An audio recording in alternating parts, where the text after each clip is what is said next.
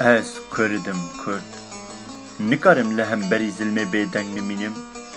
Neviye Selaheddînî Eyyûbî, xortê welat Parêz, keça netewî me ez. Ez Kurdim Kurd.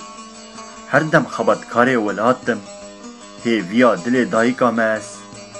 Ez Kurdim Kurd. Şer dikim ji bo azadiyê, can didim ji bo serbestiyê. Li vir heyyaçî nabû dengê min, dünya hemû dît şan û rengê min. Li vir heyyaçî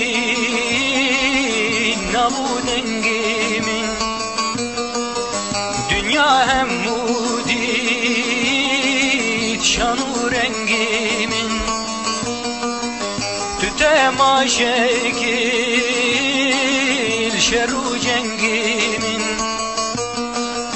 gerez bim kıştin daha etme giri, gerez bim kıştin daha etme giri. Ez Kurdim Kurd. Stêrka serê delîla baweriya dilê Elîşêra me. Ez Kurdim Kurd. Hûn hîna min nas nakin.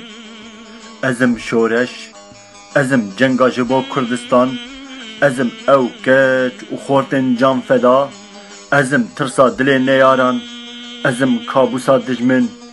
Ez Kurdim Kurd. Dayka min û te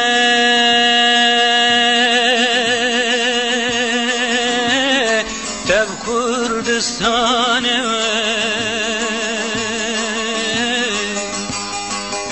dayka min û te